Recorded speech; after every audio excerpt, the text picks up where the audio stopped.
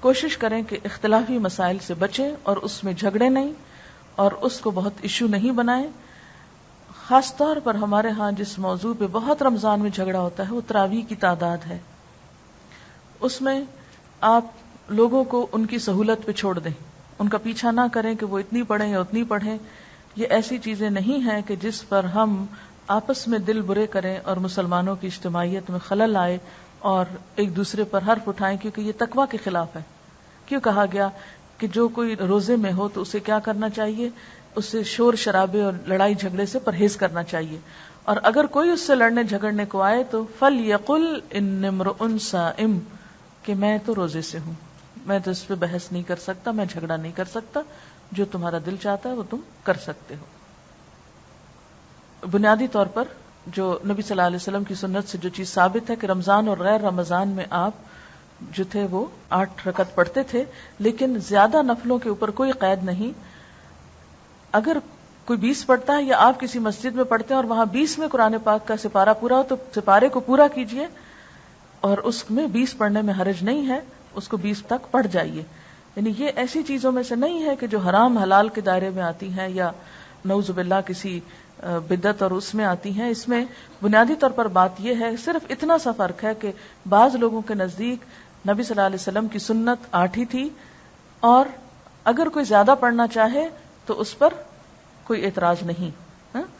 تو اس میں یہ ہے کہ اگر آپ کسی ایسی مسجد میں ہیں کہ جہاں پر 8 پڑھ رہے ہیں اور سپارہ وہاں مکمل ہو گیا ہے, تو اس میں آپ یہ نہ سمجھے کہ ہم گناہگار ہو رہے ہیں. ان میں کیا ہوتا ہے کہ قیام لمبا ہو جاتا ہے.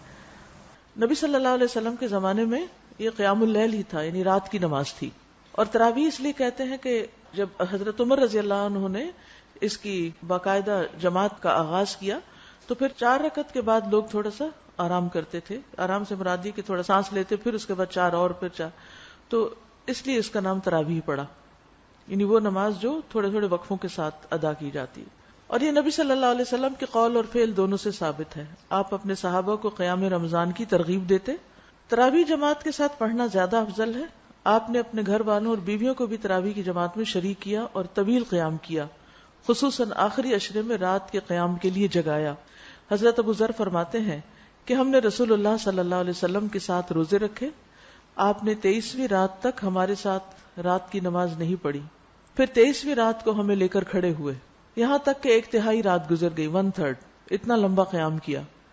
پھر 24ویں رات کو نماز نہیں پڑھائی, لیکن 25ویں رات کو آدھی رات تک نماز تراویح پڑھے, پہلے سے بھی زیادہ لمبا.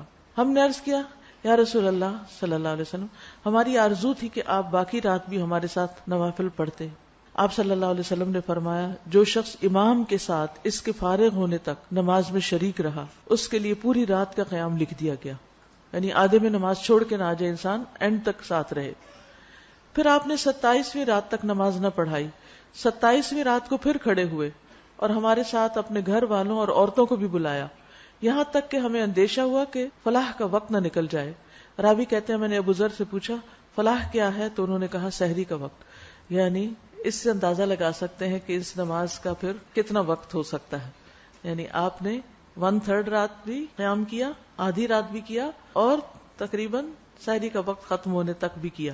اسی لیے آپ دیکھیں کہ 27ویں رات کو عموماً بعض اوقات لوگ ساری رات قیام کرتے ہیں. اب یہ جو آپ صلی اللہ علیہ وسلم کا طرز عمل ہے, اس سے ہمیں پتہ چلتا ہے کہ یہ نماز پڑھی جانی چاہیے. یہ نماز جماعت سے کرنے میں بھی کوئی حرج نہیں, اور اس نماز میں عورتوں کی شرکت پر بھی کوئی پابندی نہیں, وہ بھی شریک ہو سکتے ہیں. آپ صلی اللہ علیہ وسلم نے ہر روز کیوں نہیں پڑھائی؟ اس ڈر سے کہ کہیں امت پر فرض نہ ہو جائے. تراویح سے پہلے ان آیات کا ترجمہ پڑھ کر جائیں جو امام پڑھنے جا رہا ہو, یعنی جو سپارہ ہو اگلے دن کا اس کو ذرا ایک دفعہ دیکھ لیں کہ کیا آج پڑھا جائے گا, تاکہ خشوع و خضوع قائم رہے. نمازوں میں صرف نوافل کی تعداد پر نہیں بلکہ دل کی کیفیت اور خشوع پر بھی خاص توجہ دیں. یعنی صرف نمبر آف رکعت کے اوپر نہیں جائیں بلکہ یہ بھی دیکھیں کہ ان کی کوالٹی کیا ہے, کیونکہ نبی صلی اللہ علیہ وسلم رمضان اور رمضان کے علاوہ 8 رکعت پڑھتے تھے. حضرت عائشہ کہتی ہیں تم نہیں جانتے کہ ان کا طول اور ان کا حسن کیا تھا, یعنی وہ رکعتیں کتنی خوبصورت اور کتنی لمبی ہوتی تھی. تو بعض اوقات ایک میراتھن ریس لگی ہوئی ہوتی ہے, بس کھڑے ہوئے بیٹھے بیٹھے 20 پوری کے ختم کیا. تو اصل چیز یہ ہے کہ آپ کتنی توجہ سے اللہ کی طرف متوجہ ہیں.